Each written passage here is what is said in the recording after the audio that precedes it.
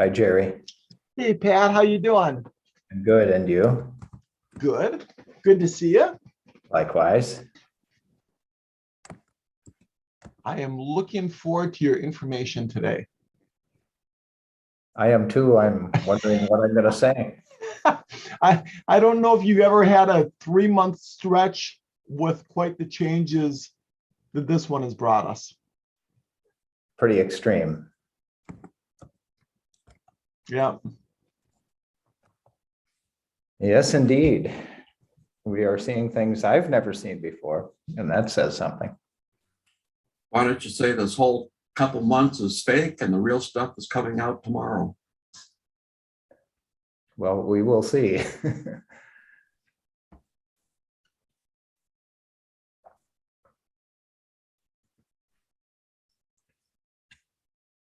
It's hard when data is all backwards looking, so the data that we rely upon is a picture of what happened already. So that always makes it a challenge.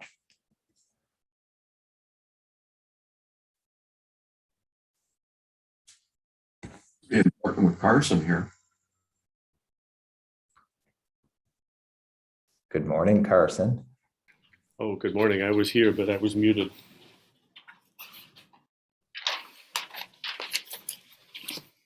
Good morning, Jerry, with the airplane headset. I know you would be disappointed if I didn't have these on. Yeah, I would be.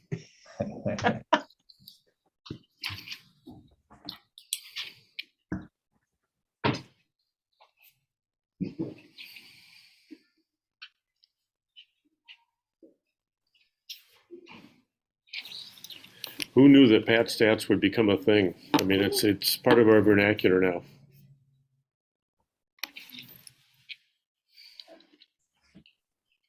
I knew. Yeah, there's David. Good to see you all. Good to see you, Jen. Good morning. Hi, Jen. Getting our government affairs dose here. I know, I was just thinking like, hey, I know so many people.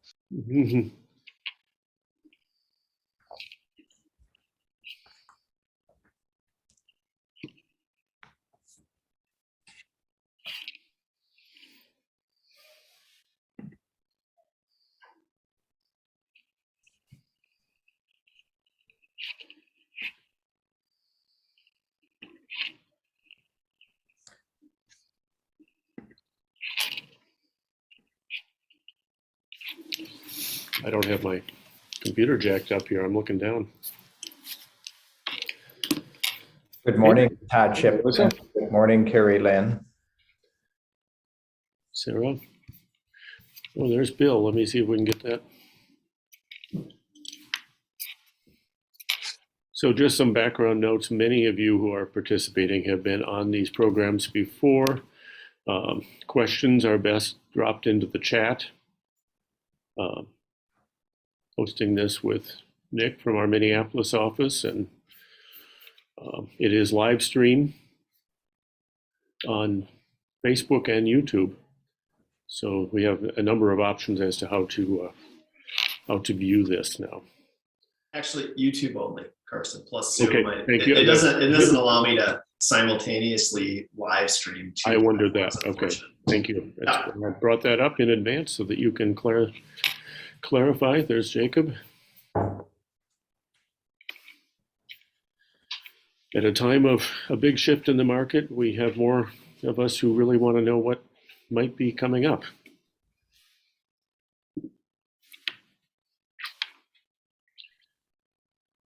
And we are coming up on start time.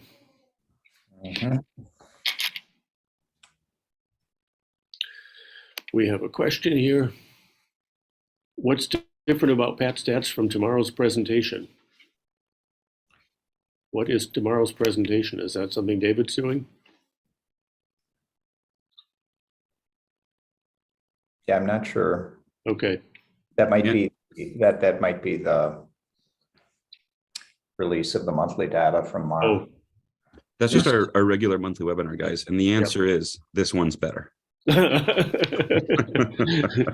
I think it's a little different, David, and this is more of a deep dive and commentary on what's going on rather than just putting out the data, which is important, but there is a distinction.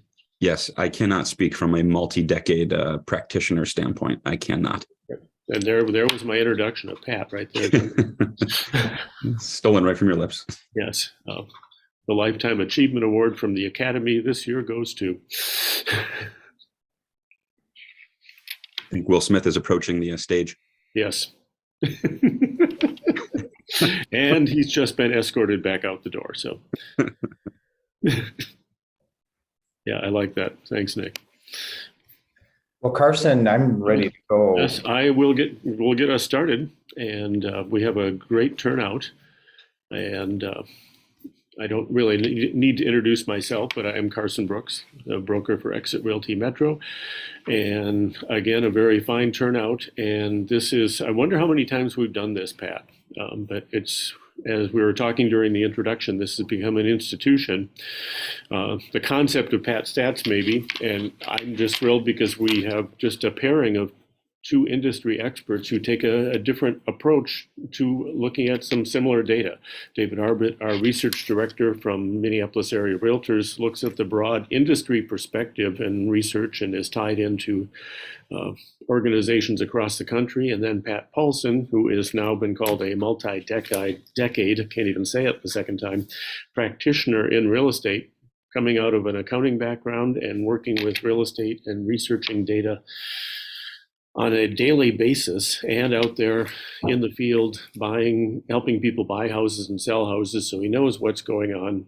He's a recipient of the Ed Anderson Political Award, among many other giant pieces of recognition. So it's great fun to have the views of both Pat and David Arbit in the same forum. So as we all know very well, the market has taken a big shift, and that's maybe why many have tuned in to see what's coming up. So with that, jump right in there, Pat. I think you start, and we'll watch for questions and try to field those as we get further towards, we do have a question and answer period at the end. Again, we're streaming on YouTube Live and on the Zoom link that most of you have signed on with today. Pat? Thank you, Carson. I appreciate it. And I think in answer to your question, I've actually been doing this since the 90s sometime, so 30 years, but I think calling it Pat Stats, I think that was you that coined the term, probably. Alliterations are fun. Right. But yeah, this is quite a time. We've seen obviously shocking amount of change in the last few months. And here we have Realtor Danielle Moore down in Tampa, patiently waiting on home buyers to stop patiently waiting for the market to crash. So that's part of it. And I have a feeling she may have a few more drinks than this one. Waits. And it isn't just buyers waiting for the market to crash. But it's honestly probably more of there's so much instability, volatility in the market right now that people are afraid. And it's honestly the interest rates that have been more impactful, the sharp increase in interest rates that have been more impactful on the affordability of housing recently and the rapid loss of affordability. So there's a few factors that are keeping people away. But anyway, inflation, this is something we haven't seen at this extent in 40 years. And I like to say, we had a really nice long period of relatively low inflation. The Fed's target has for many years been about 2%, and they kind of kept it at that level for a long time. And honestly, despite the continued increase in money supply over the decades, inflation, I think, had been held down for a number of years because of globalization and technology. And I think, honestly, it took the Fed probably, 20 plus years to really figure that out. And so mortgage rates were slower to decline and other interest rates, even though inflation had been low. And once they finally figured out a few years ago that, inflation was really under control, then it got out of control again. And that's what happens when, massive amounts of money are printed. In this case, we had a pandemic, and the response was massive. And it also impacted supply chains, which has, obviously factored into the inflation. So this has led to interest rate increases, and these have been very sudden. And you can see, they're up hovering around 7% recently. And this has actually surpassed the, points of resistance, these high points back in 2006 and 7. And, the next point of resistance is about 8.5% way back in 95. So there's actually room to go up. I certainly hope they don't go up further, but the room is there. It's going to, kind of depend on the Fed and the markets. This is quite interesting with the change of monthly payments as a result of the interest rate increases. And this just shows the suddenness of it. Year over year change in principal and interest payment, sitting at about 60%. So this is just a massive shock to the market. This is an interesting chart, kind of showing the correlation between the mortgage interest rates and the 10-year Treasury bill. And it's typically, for the last 20 years or so, been somewhere between 1.5 and 2%. And it likes to stay there. And it's jumped up quite high to about 3% right now. So in other words, mortgage rates, you could think of it as mortgage rates are at least 1% too high right now when you look at it relative to the 10-year Treasury bill. But honestly, I think what's happened here is that the Treasury bill is actually too low, the 10-year Treasury bill. I think it's more likely, yes, this gap will likely narrow back down to the 2% range. It can't stay up, at 3% that long. But I think in the short term, we're more likely to see the 10-year Treasury go up rather than mortgage rates go down. I certainly hope that's not the case. I hope mortgage rates start to come down. And here's how it looks in payments. So a median priced home in the Twin Cities, roughly $360,000. So a buyer with a 5% down payment, which includes mortgage insurance in most cases. A year ago was looking at a PITI payment of a little over $2,000, and it's about $800 higher now. So it's just a massive shock to the market. And this, of course, has impacted the first and most significant impact that we've seen so far is buyer activity. So for the month of September, pending sales down almost 30% from a year ago. Year to date, not so much of a hit, but still significant, 16.5%. So as you can see, it's getting worse. As rates have gone up during the year, the impact on buyer activity has been getting worse.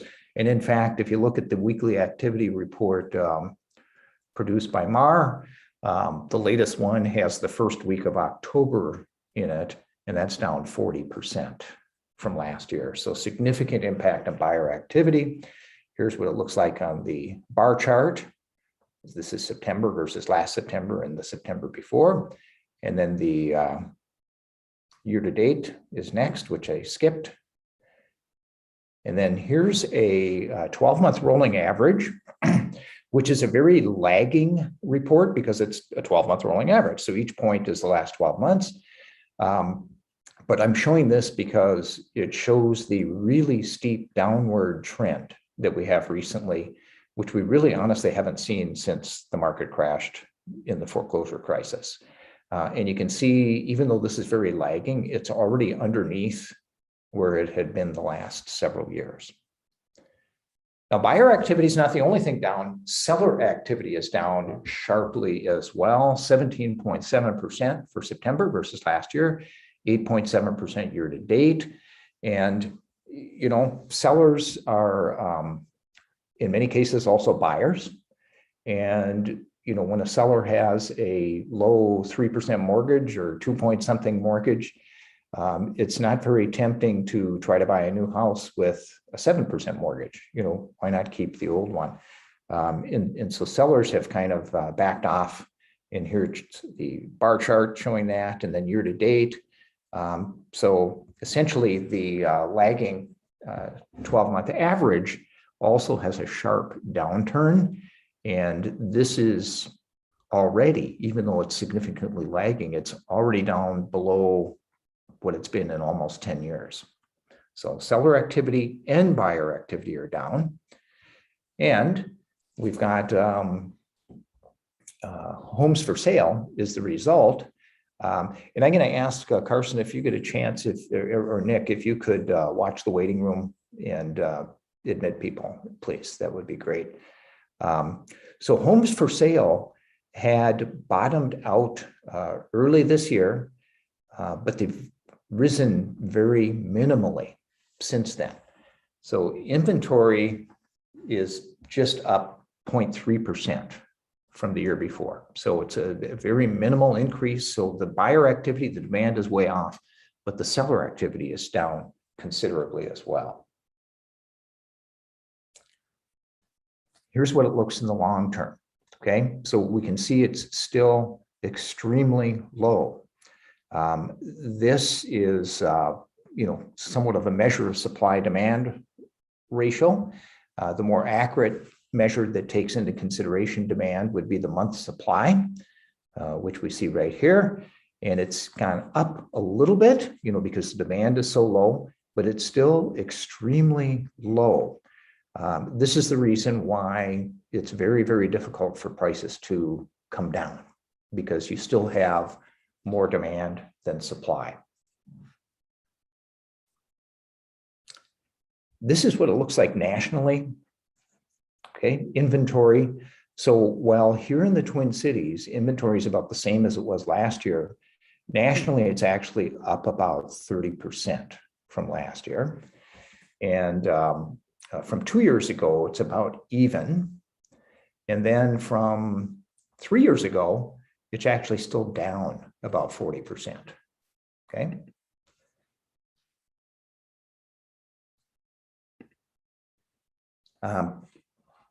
Now, the supply-demand ratios are a measure of demand against current supply, current active listings.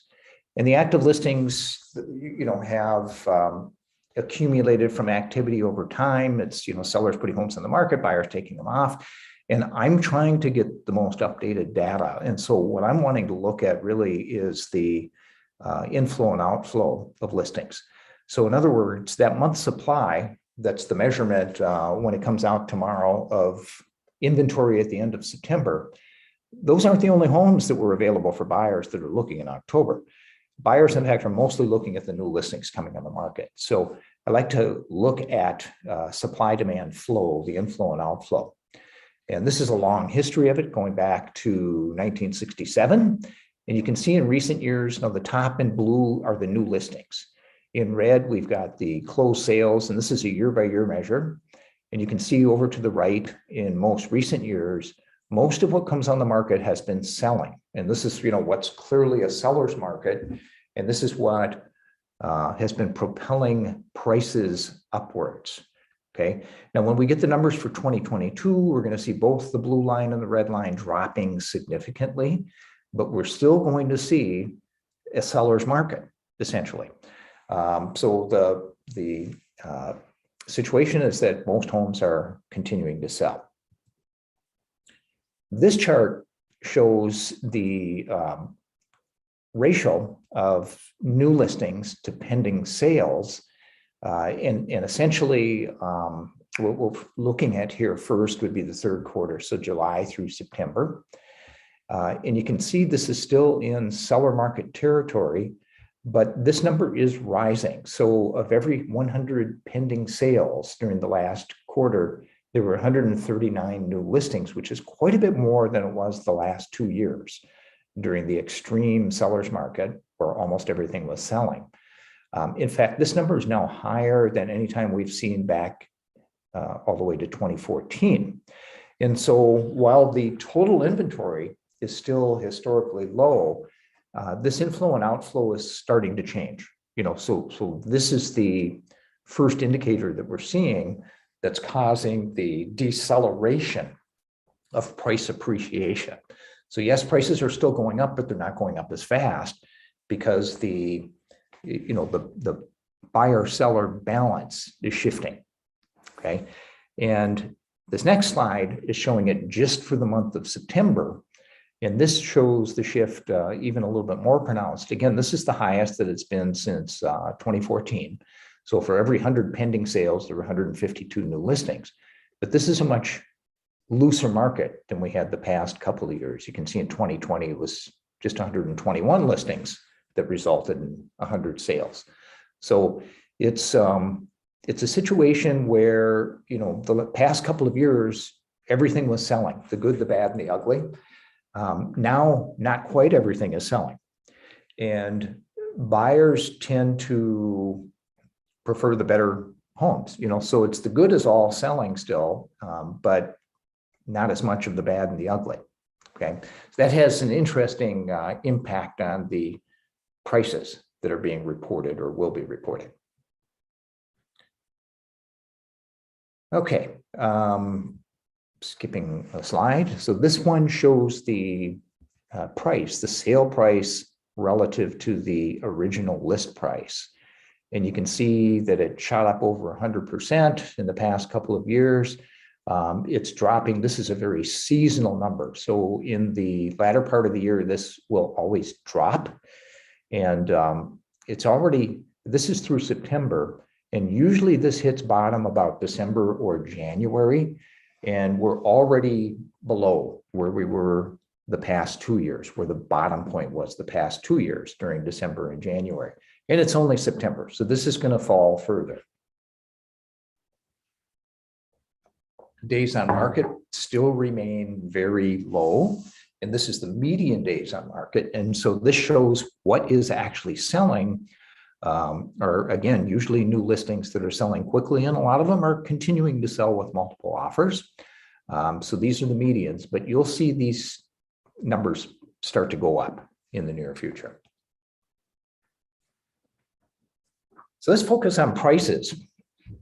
Okay, so home price increases have been decelerating. They're not going up nearly as fast as they were the past couple of years. Just about a little over 6% from last September. And this is the fourth straight month of home appreciation less than inflation. Okay, so what that means is real home values have actually been declining in the Twin Cities because they've been going up less than inflation, less than the cost of other things. Okay. Now, here's the bar chart, 6.3% increase over last year after a 9.9% increase the year before. This breaks it out. Single family, condos, townhomes. So single family is about 6.4% up from last year. Townhomes only 1.6, or condos, excuse me. So they've stalled in terms of price increases. Townhomes are doing quite well. They're up 11% still over last year. So that's pretty significant. Long-term prices, okay? And one thing I want to point out is that we don't really have a good way of measuring prices, okay? What we're doing is we're measuring this group of homes that sold in September of this year versus that group of homes that sold in September of last year. It's a different homes, essentially. And keep in mind that during any given year, there might be, 4 to 7% of homes that actually come on the market. So most people are just comfortably sitting in their homes and they're not selling. But in any given year, you've got a small percentage, 4, 5, 6% of the people put their homes on the market, which means in any given month, you've got maybe 0.5% of all the homes are selling during any given month. And so we're relying upon the data of a very small sampling of homes that are selling, and there are different homes that are selling each time as well. So, these prices that are reported, and not just us, it's other, indexes like Case-Shiller and others that try to fix the problem and use matching sales. But when you do that, your statistical sampling is even smaller. So honestly, I don't rely very much on what we do in reporting prices over the short term. I do rely a lot on the long term, because despite the flaws of the ways we have to measure, at least we use the same methodology over time. So that tells me over the long term, because we're consistent with the methodology, we're probably pretty good. Looking at this long chart, there's really two market crashes that we've experienced in the last 60 plus years. The one that's very apparent during the foreclosure crisis, and the one that you can't see in this chart in the early 1980s. If anyone was around then, selling houses, you knew that the market crashed. And I started in the mid 80s. And, one of the first things I discovered was, there's a lot of properties out here that really dropped in value over the past few years. And I thought, why doesn't it show up on the price charts? Because you don't see it here. And so I did a lot of digging, at the Tomorrow real estate office, sat in the library for hours combing through sold books, and I figured out the reasons why. We're not going to get into that now, but we did have a crash back then. It's just hidden, essentially. More recently, the foreclosure crisis.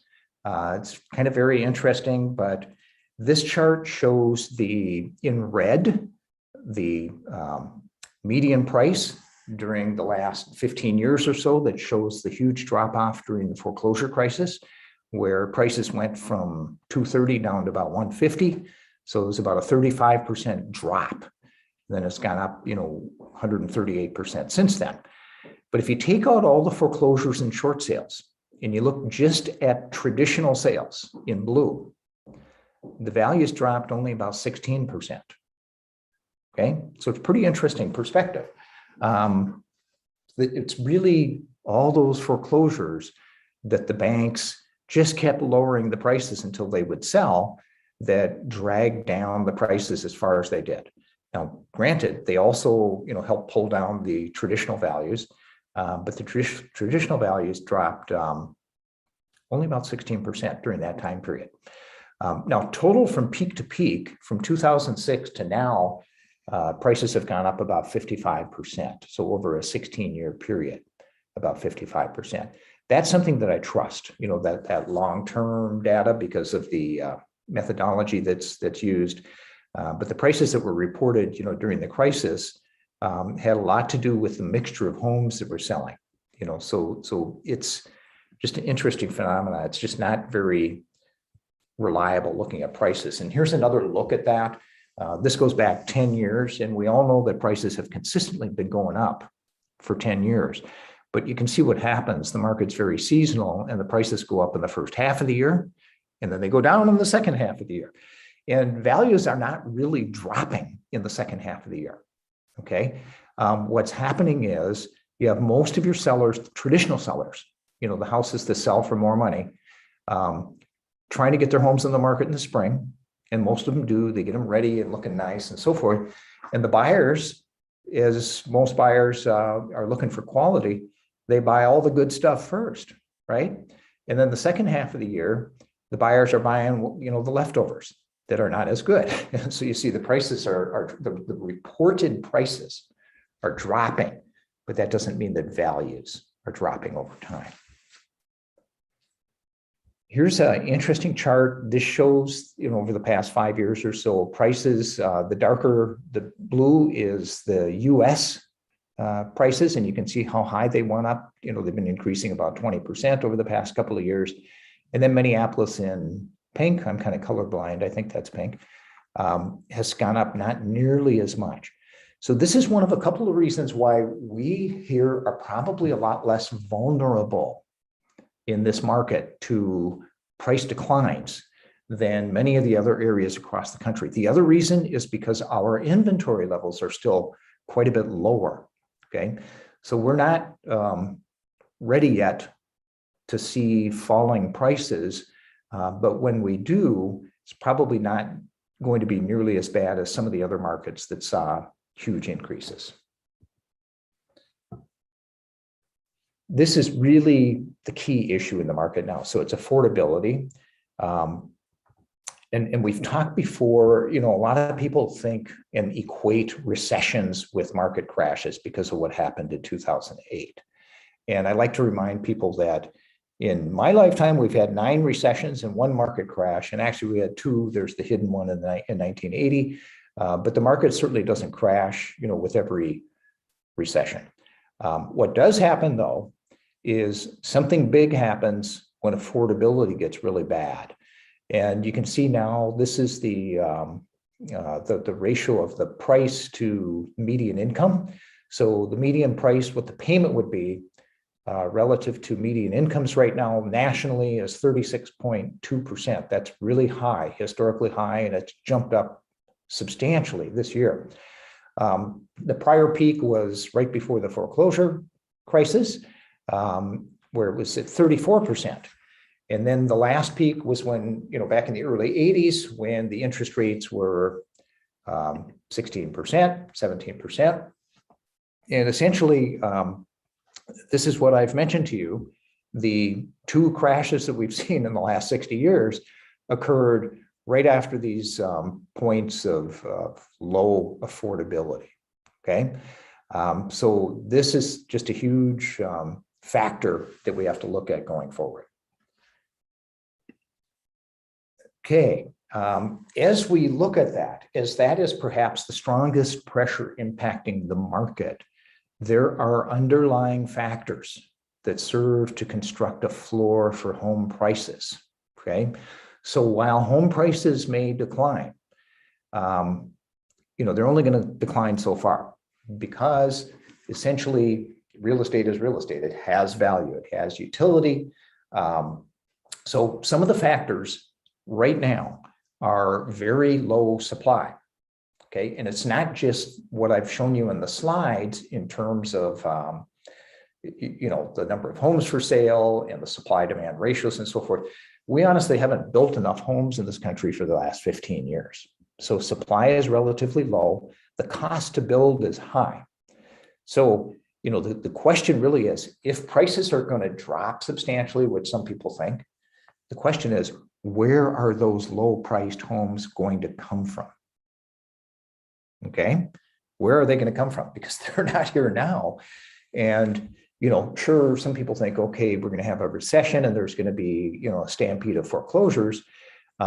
I'll show you in a couple of slides from now why that's not likely to happen. And I did just check foreclosures in Hennepin County in September, and there were 30 sheriff sales. That's extremely low. That's historically very, very low. Okay, so low supply and high construction costs help put a floor on prices.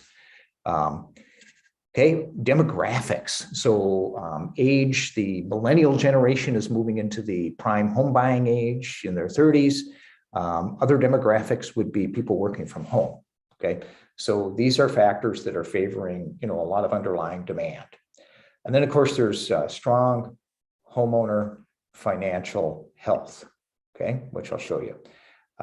This first chart shows the working from home percentage, and you can see, it had been about 5% for a number of years, and then it jumped up to 60% with the pandemic. It's slowed down somewhat, but it's still 30%.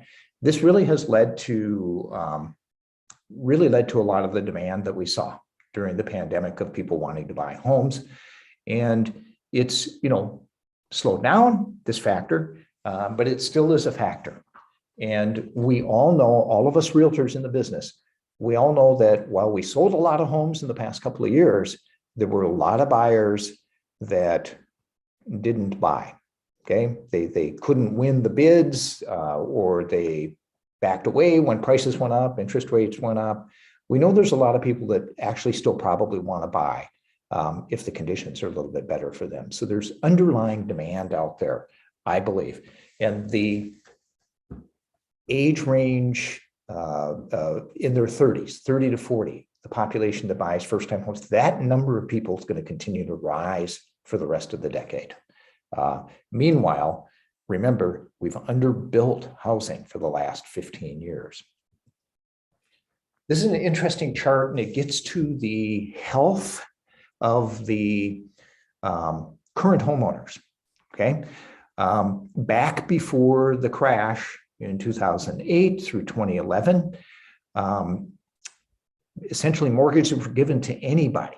Okay. So this chart shows us, when it's down at around 100 or 200, that means the availability of mortgages are only for people that are well qualified. So people with documented verifiable income and good credit can get mortgages. And it's been like that since about 2009. When these numbers were high were back in the days where mortgages were given to anyone that could fog a mirror. Anyone that could sign their name could get a mortgage back in 2005, 2004.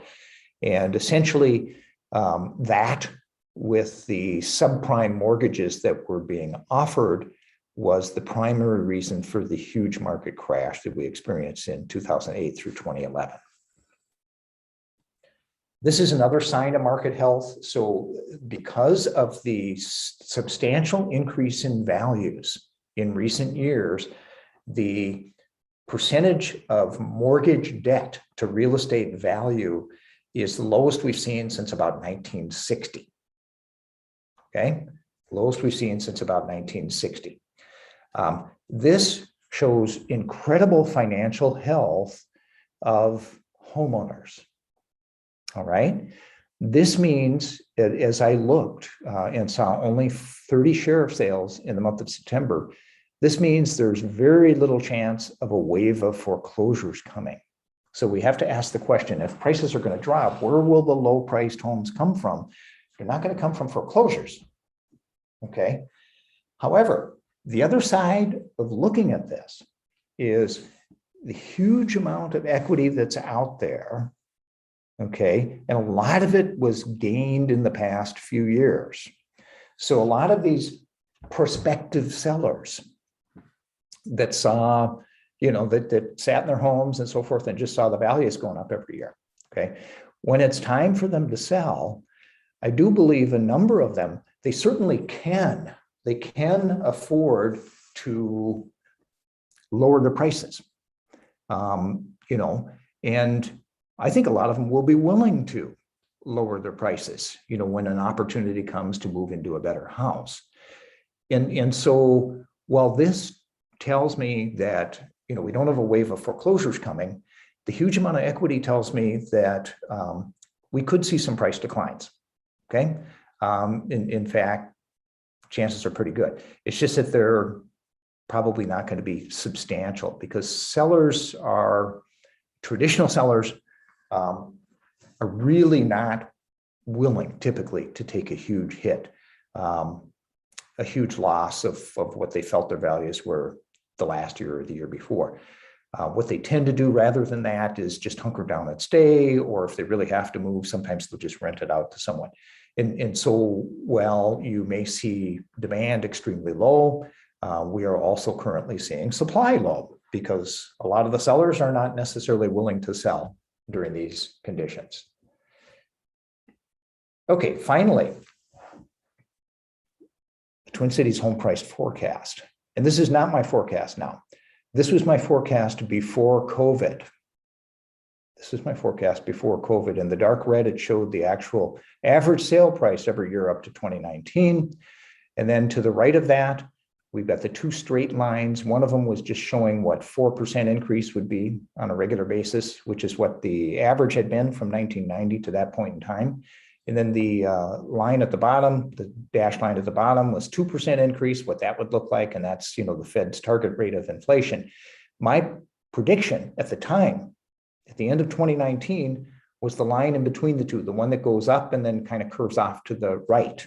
What I was predicting was, the steady growth for 5% per year for 2020 and 2021, and then for that slowing down in 2022, which is this year.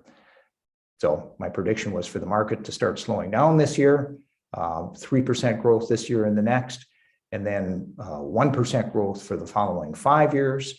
So essentially, I was predicting a market shift at about this time because of affordability constraints. What I did not predict was I didn't predict COVID. I did not predict the response to COVID, the government response. I did not predict the household response in terms of people, wanting new homes, because they were working from home. I didn't predict the inflation coming. I did not predict the interest rates coming. So a lot of things happened since then. And this prediction shows the average home price somewhere between 400 and 425 in 2030, and it's already exceeded that. Okay, because we've had quite a bit more increase in 2020, 2021, and 2022. I do still predict a shift in the market, which we can feel right now, because obviously it's, changing substantially with the drop off in buyer demand. And I do predict as we go forward through the rest of the decade, more of a sideways kind of trend in prices.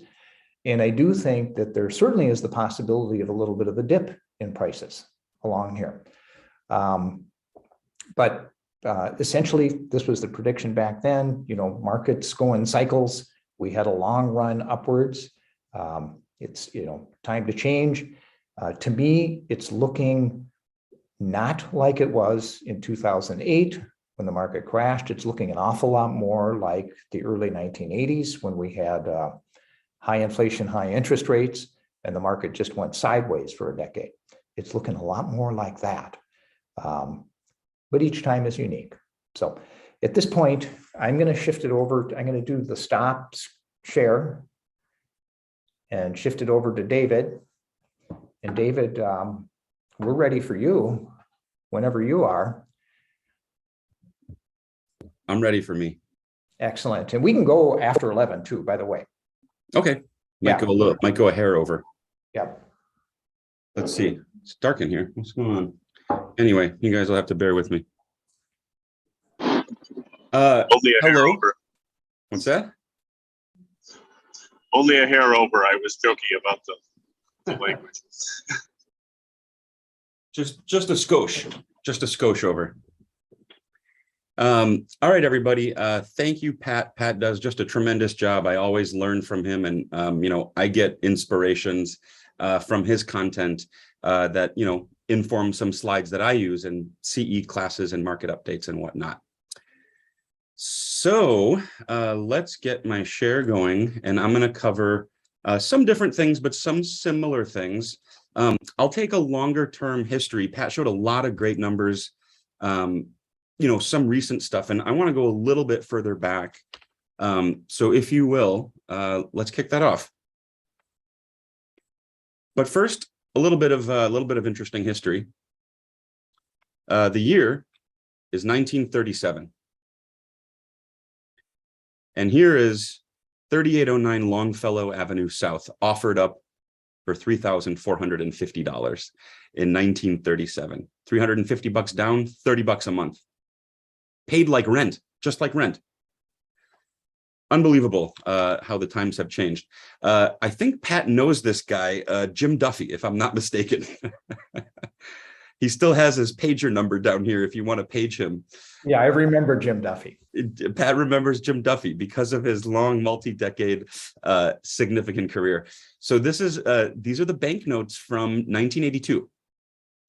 Conventional rates start at 18% with 1 point buy down to 16 3/4, right? Or sorry, with 1 point buy down to 16 3/4 with 5.5 points.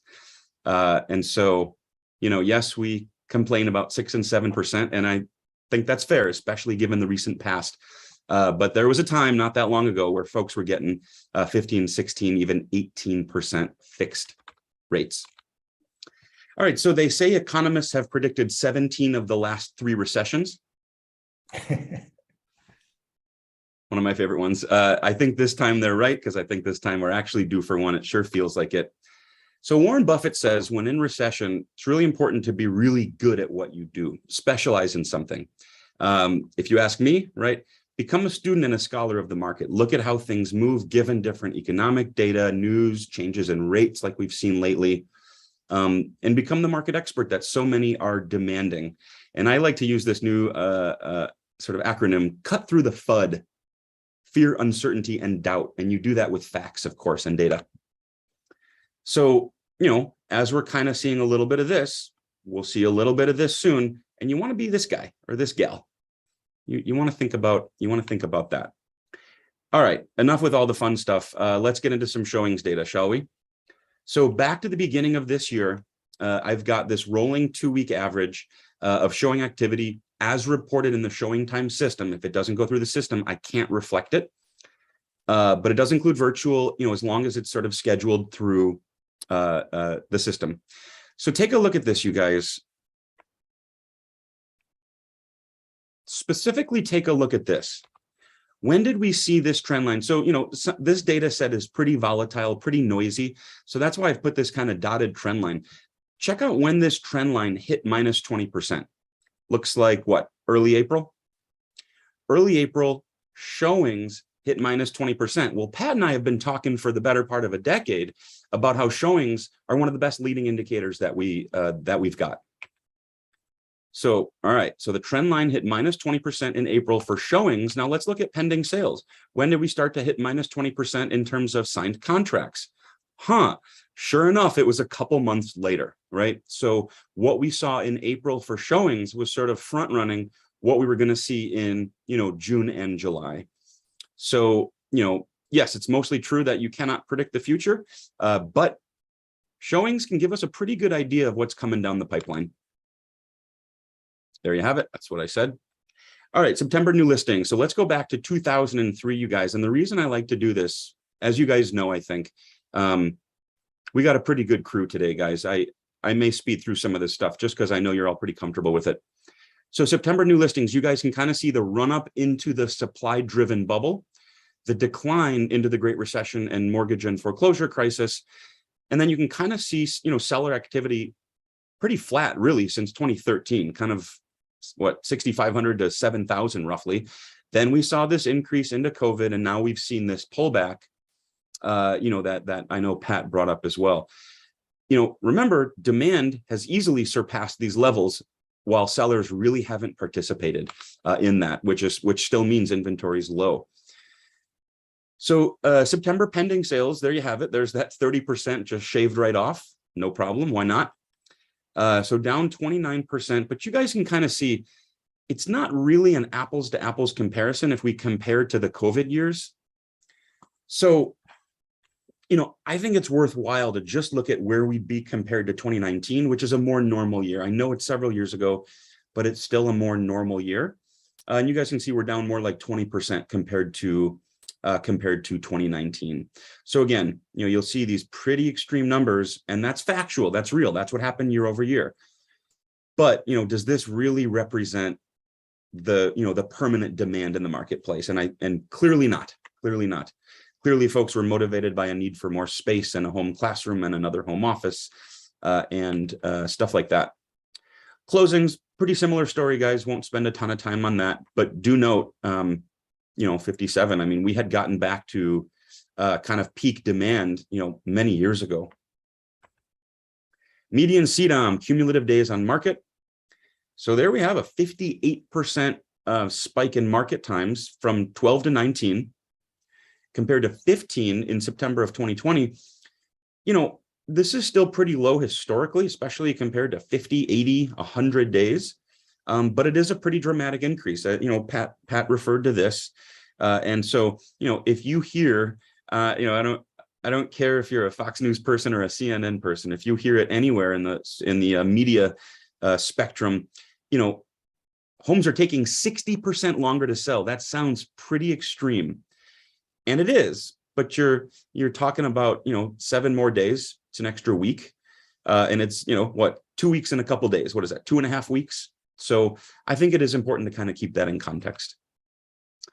Let's make dollars of the cents and cents of the dollars. Pat showed this one. We're up about 6 1/3%.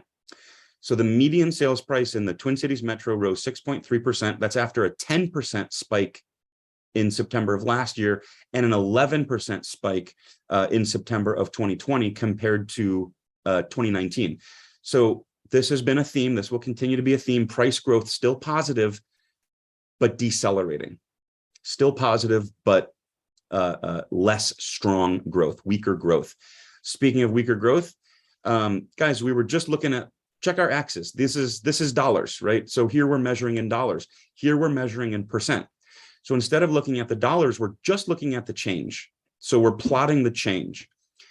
Even during the bubble years, we never really surpassed 10% year over year price growth, right? We've had some 17s and 16s and 10s and 12s, which really does speak to how much the market has changed. Pat and I, well, I guess I didn't get here until 2010, but Pat and I were looking at this really closely when we saw that tax credit and then sort of shed that final kind of W recession type thing. And then the market kind of stabilized. What do you guys see happening now? Look at the COVID effect, right? It's pretty clear to see when price growth really started to surge above 10%. And it stayed there for a while, even hitting 16.5. So we didn't quite beat when all the flippers and investors kind of came into the market in 2012, 2013. And then you guys can see now you can see price growth still positive, but it's surely looking more like this than like this, right? So look at the rate of price growth decelerating. Still blue, still positive, still above zero, but decelerating. Ratio of sold to list price. This is one of my favorites. I think it really captures, in addition to market times and month supply, I really think this percent of original list price captures this balance of power between buyers and sellers. And really shows, the who's negotiating from a position of strength.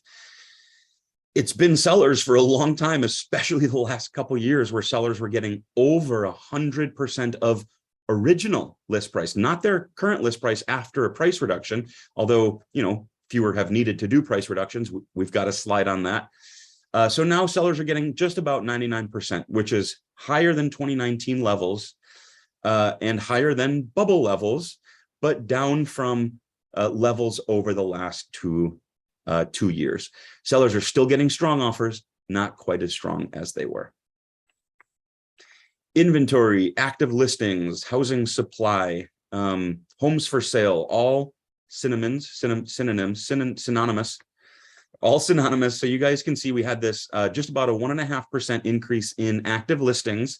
As long as you were active in North Star. If you're not, I can't capture you. So we see this little bump, you guys, but it's not really significant. And we're still kind of bouncing on the bottom here, of these, there comes that word again, multi-decade lows, right? Multi-decade lows. So we're still really suppressed. Supply levels are still extremely suppressed, but little 1.5% bounce from last year. Careful with your buyers. They might be seeing this and saying, oh my God, we have 10 times as many options as we did last year. Clearly, that's not the case, right? You're talking about 9,000 to 9,125. Not much to write home about. All right, so this is something that, he's not that new anymore. Jackson Pino has been with us for pretty much 2 years.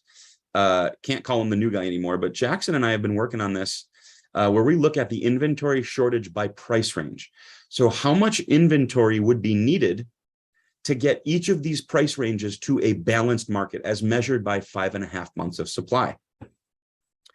You guys will see some interesting differences. I've got total over here. I had to cut it off just because everything else would look so small. So, in 150 up to about 200K, we have 300, but we need 660 more to get to balanced, right? Here in 300 to 500, we've got 4,000 actives. We need another roughly 6,000 to get to balanced. This one's really interesting. Look at million plus. I show 630 active, and we actually need to lose 60 to be a balanced market. So I think that's pretty interesting. Month supply of inventory. Pat showed this one.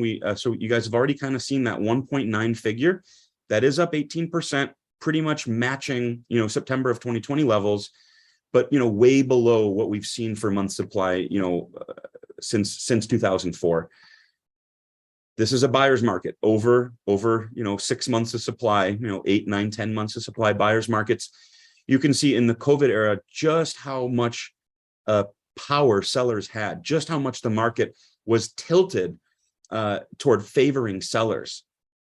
So really a tight market over the last couple of years, a little bit looser this September, really not that different than 2 years ago, and still tighter than 2017, 18, and 19, despite the changes that we've seen.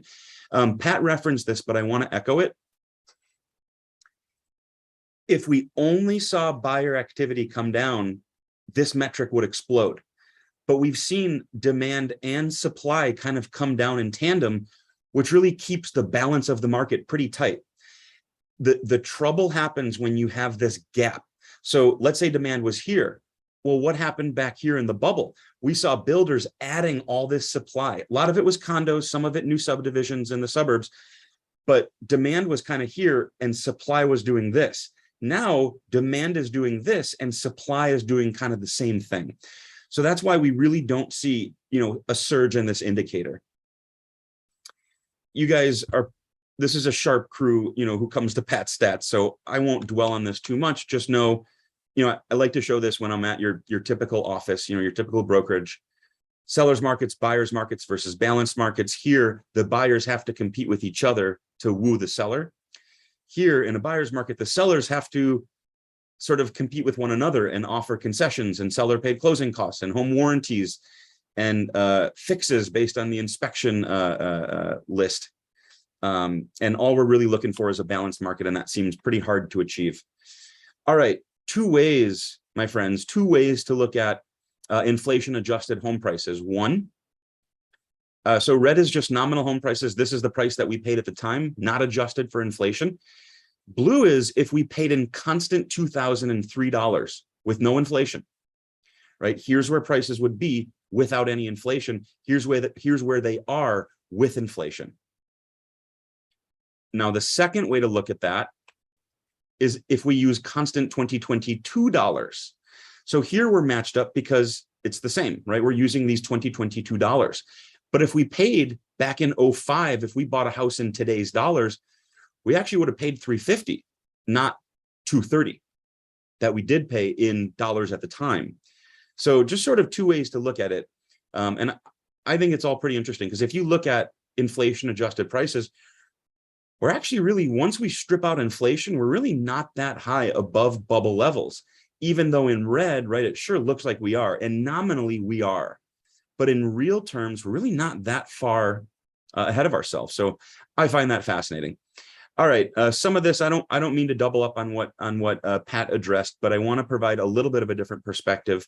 You guys will notice I've had this graph for a while. You'll notice a really important change in the title. I only changed 2 letters. Have to had. Historically low rates and rising prices had been partly offsetting price gains, but as rates have risen, that offset isn't really there anymore, right? So look at what the typical payment. So this is your typical payment on the median priced home given interest rates at the time, just about 16.25. Well, even though prices were above that point in 2020, payments actually went down. That's crazy, right? That's madness. But it happened, and that's because of interest rates. As the rate environment has changed with 40-year high inflation and the Fed's efforts to combat it, we see payments, increasing pretty sharply, even compared to bubble levels. All right, that was annualized. This is 2022 year to date. So that's year to date. The interesting part here, you guys, as we get October, November, and December data, prices are always lower, in the fourth quarter and first quarter. So maybe that'll drag this down a little bit as our median for the year kind of eases a little bit. So watch for that. And then this one, instead of, annual and year to date, this one I've actually teased out the June typical payment. So this is June to June to June to June, right? 1630 in June of 19, down to 1616 in 2020 as rates went, 3%. And then we can really see the change. We can really see the recent change lately from $1,800 up to just about $2,500 a month. That is a $700 change. That is $8,500 per year. So that's pretty significant. That's pretty significant. I've seen the same things, the same articles and data that Pat has seen, and I've seen that 50-60% number cited far and wide. What I've actually seen in our local data, given prices, given our incomes, and given rates, I'm actually showing more like a 36% increase in monthly payments. So not quite good news, but a little bit less bad news, right? So how about on a percentage basis? So this kind of shows, because incomes, have risen and are rising, and hopefully that growth has accelerated in nominal and inflation adjusted terms. So here we are, we're sitting at about 26.1% of pre-tax income spent on the median priced home mortgage, right? So 26% of pre-tax income spent on the typical house in the region. And that's compared to about 25%, in the bubble years when incomes were lower. And also remember, guys, we don't have a 2022 median family income yet. So I'm using last year's. Now, if I assume 3% income growth, which is conservative, which is pretty modest growth given inflation, I think we'll see more like 5. So this figure is more like 25.3, which isn't all that different from 2006 levels. So boy, oh boy, has it shot up, but it doesn't quite look like this, right, in terms of percentage. So I think that's important. Let's shift gears abruptly. In fact, let's look at price reductions. What do we notice? Is this the trend, right? This was an anomaly, wasn't it? These were really an anomaly. So we're showing that, just over a quarter of the listings required a reduction before they had an accepted offer. That's pretty consistent with 2018 and 19 levels, but yes, it is going to be up from 2020 and 2021 levels. You guys can see we're nowhere near the half of all sales required a price reduction to sell, right? We're more like a quarter. And, again, still pretty low, and minus the COVID frenzy years, pretty flat over the last few years. All right, let's shift also into luxury. I know some of you fish in this pond a little bit, so I want to cover it. This has been a growth market, right? So September monthly sales for September of every year back to 2003, Twin Cities metro wide, but only looking at million plus. Look at 2020. There's our 62% increase. Now, I think this is so interesting. We've managed to hold on to those gains. We're putting up much smaller gains, but we've actually managed to hold on to that, which is pretty incredible, kind of any way you slice and dice it. Let's do year to date, right? Year to date. So look at the jump in 2020, 25% spike, followed by a 50% spike in true luxury market activity, million plus. We held on to most of that, but not all of it. So we had to cough up about 20% of that, back down to 11, still above 2019 and 2020 levels. Now, be generous with me, you guys. Let's call this 500 and let's call this 1500. This market has tripled since the bubble years. And I'm going to ask for some generosity as well. Let's call this 750 and 1500. This market has doubled in 2 years. Right, from 750 to 1500, this market has just about doubled in 2 years. Came down a little bit, but again, has held on to a lot of those gains. All right, shifting gears again, a little bit of something different for us today. Let's look at median square footage of closed sales. I always love this one. What was happening in 2009? Condo bubble, anybody? Smaller houses, condo bubble. We were selling condos. Everybody wanted the big stuff in 2020. We needed that second home office and the second home classroom and some entertaining space at home. And we wanted out of those apartments and condos. So we really saw square footage, increase notably. It's come down a little bit, but I'm a little bit surprised to see this plus 0.1, to be honest. I think folks are going to start looking at smaller, maybe older homes to get those payments at a point, in a place that they're comfortable with. So average actually does already show that decline, right? So, I think we prefer median, you guys know that, but average actually is showing something interesting here. How about new construction market share? So far this year, we have seen this increase to 13%.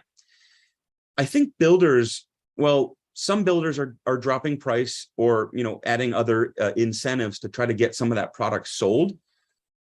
But you guys can kind of see in the bubble years and then the crash and then a little bit of the recovery. 2021 was interesting, right? They couldn't get garage doors and appliances and siding. And flooring and concrete and PEX and copper and you name it, shingles. All right, townhouse condo market share. Another fascinating change that we're noticing given the market shifts that we've seen. Condo bubble, 06. Look at how much was townhouse condo, right? The most we've seen in 2 decades still. Check this out. Look at 2020. Townhouse condo market share went way down because everybody wanted single family, right? We saw that rush on single family. And then as rates have increased, look at what's happened. Townhomes and condos tend to sell, at a discount compared to single family. So we are seeing that impact behavior, consumer behavior, and that's showing up in our North Star data. And I just find that so fascinating that people are clearly focusing on more affordable property types. Distressed market share, percentage of all sales that were either foreclosures or short sales. Pat and I remember these days when 50%, I think we actually had some months that were 60% plus if memory serves. So half of our deals, guys, were either foreclosures or short sales. Now, not even 1%, right? Up slightly from just about 0.5% last year. Remember, this is year to date, so we're not, we haven't wrapped up this year. So we've still got, all of the fourth quarter of data. But sales are always lower in the fourth quarter, so there's not as much of an impact. How about bedroom count? How about 4+ bedrooms? So this is going to follow square footage, right? Bigger homes tend to have more bedrooms. Homes with more bedrooms tend to have more square feet. So look at 2020. Look at that increase in bedrooms. People needed that extra bedroom or 2. And then down actually even below 2018 levels at 39% of homes having 4+ beds. So it looks like folks are, looking at more like a little bit more seriously at 3-bed homes to get those payments where they're comfortable, to get those payments where they want to be. So similar, guys, 2,500 plus square feet, really interesting data with the 2020 increase and then the decline that we've seen. All right, full disclosure, I'm a recovering Wisconsinite. Someone introduced themselves. Hi, I'm Bob. I'm a recovering attorney. It's nice to meet you, Bob. So percentage of all sales, guys, not everybody knows this, but technically St. Croix and Pierce counties are in the Twin Cities metro, but they're on the Wisconsin side. So because homes tend to be a little bit more affordable over there, I thought maybe we'd see an increase in Twin Cities activity that's taking place in Wisconsin. And I'd be wrong. My thesis would be wrong. I've actually seen, we're actually seeing a decrease so far year to date. Let's see what happens over the next 3 months. Was it Jerry? Quick check of chat. I see we've got a couple things here. Todd, I think you're right as usual. Melissa, any way to get the chart?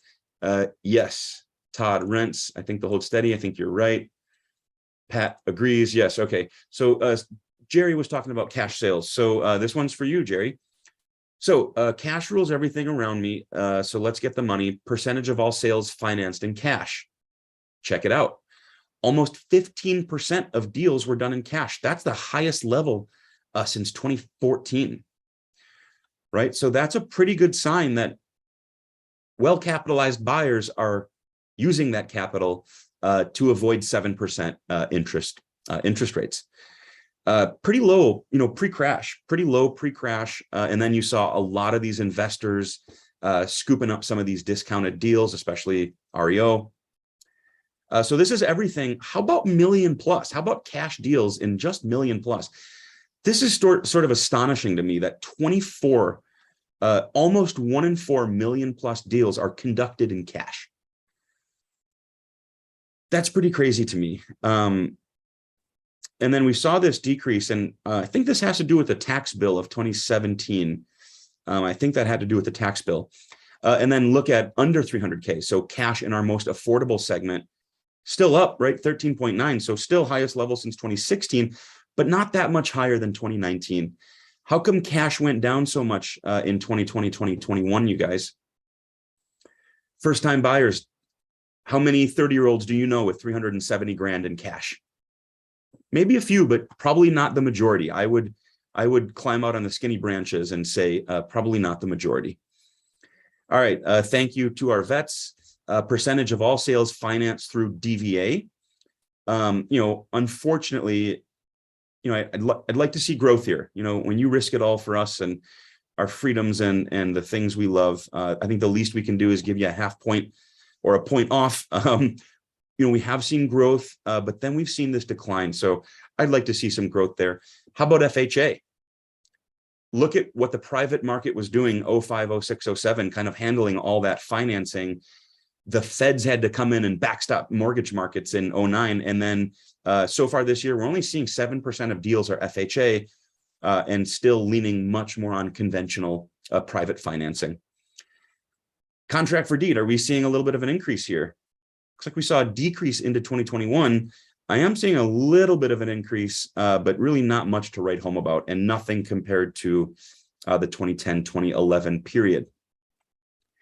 How are we doing on time? I got 11:10. Are we okay with just a few more? Okay, couple more, guys. Yep, couple minutes. Okay, a couple more. So let's do some city versus suburbs analysis, right? So change in closed sales in Minneapolis versus the suburbs. Not that much of a difference, you guys, right? Everything down kind of 20 to 30% as we've seen. City did experience, more demand. It looks like a stronger increase. Older, more affordable homes, older, smaller, more affordable homes. So no surprise. How about market times? Change in, and again, this is cumulative days on market, Minneapolis versus the suburbs. I guess I'm a little bit surprised to see this, but market times in the suburbs are increasing more than market times in the city. And maybe that has to do with what we just discussed. How about change in inventory, city versus suburbs? I guess I'm somewhat surprised by this as well. Seeing an increase in suburban inventory and still a decline in urban inventory. And that could be because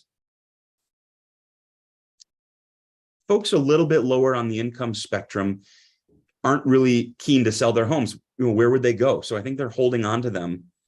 I think they're holding on to them a little bit, and different dynamics happening, in the suburbs, of course. Look at size, you guys, Minneapolis versus suburbs, about 1,460 square feet in the city versus just about 2,000 in the suburbs. So interesting comparison then there as well. All right, when I zig, you zag, look at the relationship between changes in mortgage rates or interest rates and changes in sales or demand. Fascinating, but perhaps not surprising. So a little bit of a noisy data set, you guys. Orange is change in sales. Blue is changed in interest rates. Look at the change in interest rates. We have seen just about 100%. Guys, that's from 3% to 6%. That's 100%. That's what we've seen, 3% to 6%. So looks pretty dramatic, and it is pretty dramatic. Let's smooth this out a little bit. So I've got some trend lines here. All right, fine. Let's really smooth things out. So look at this, you guys. Rates up, kind of into the crash, trying to cool the market. And then after the crash, look at rates becoming more accommodative, right? Easing. Rates up, sales down. Rates down, sales up. Rates up, sales down. Rates down, sales up. Rates up, sales down. You can see there is an inverse and strong relationship, right? Inescapable. That's all I've got prepared officially. Should we look at any questions? Thank you, David. Yes, Yeah. absolutely. I think some of the questions have been answered. We've answered them along the way Yeah. so far. Yeah, I see that. That's great. Yeah. Rents Got have some increased thank so yous. much.